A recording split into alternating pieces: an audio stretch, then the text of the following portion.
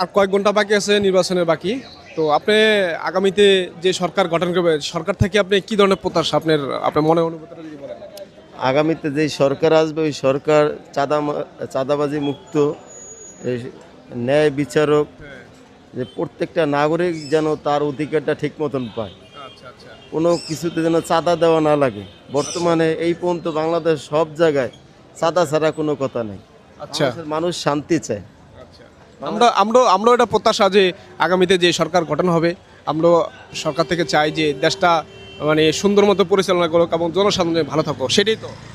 এই জন্য আমাদের করণীয় হয়েছে কি, আমরা যেই ভোটটা আমাদের একটা অধিকার আছে 5 বছর পরে, এই ভোটটা ন্যায় বিচারক ব্যক্তিকেই আমাদের ভোটটা দেওয়া জরুরি।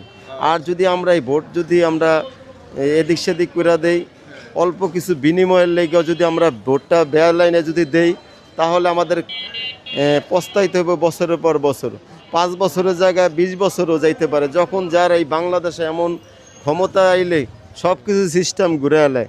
যেমন এই ছাত্ররা একটা সিস্টেম রাখছে, হা বোর্ডে ভোট দিলে তাহলে এক ব্যক্তি 2 বারে বেশি সরকার ক্ষমতায় থাকতে পারবে না। কিন্তু এই বাংলাদেশের এই ফ্যাসিস্ট সরকার এমন সিস্টেম করে গেছে যে ক্ষমতায় আসলে সব কিছু আবার উল্টায় এলায়। এই জন্য আমরা এমন ব্যক্তিরে ভোট দিব যা ক্ষমতায় আসার পরেই এই কথাগুলো ঠিক থাকবে।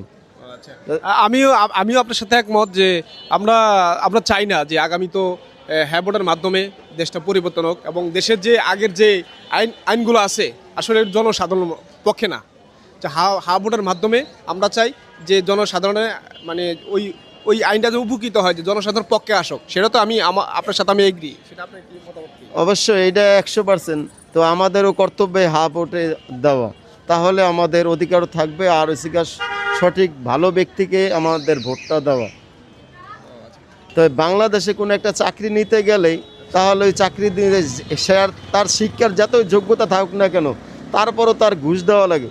যখন সে জায়গা জমিন বিক্রি করে যখন ঘুষ দিয়া চাকরি নেয়, তাহলে তারপরে যখন ঘুষ দিয়া চাকরি নেয় বাধ্য তো সে আবার ঘুষ খাইতে বাধ্য হয়। এই জন্য আমরা এই বাংলাদেশে এমন শাসক চাই যাতে কোনো চাকরিজীবী কোনো চাকরিতে তার যোগ্যতা অনুসারে সে চাকরি পাবে, কোনো ঘুষ দিয়া যাতে চাকরিতে ঢোকা না লাগে। তাহলে যদি ঘুষ দেওয়া চাকরিতে সে না ঢোকে, তাহলে সে কোনো দিন ঘুষ খাবে না। এই জন্য আমাদের কর্তব্য হয়েছে কি, বাংলাদেশে এমন সরকার আসবে যাতে 1 নম্বরে ঘুষটা বন্ধ করতে হইব। আর প্রশাসন আমার নিজের একজন আত্মীয় আপন, সে মারা গেছে। তার এই যে তারে মাইরা ফেলানো হয়েছে, তার থানায় ওয়ারেন্টের কাগজপত্র আইছে, কিন্তু তারপরও প্রশাসন ধরে না। মানে সঠিক বিচারটা আমরা চাচ্ছি যে প্রশাসন থেকে আমরা যে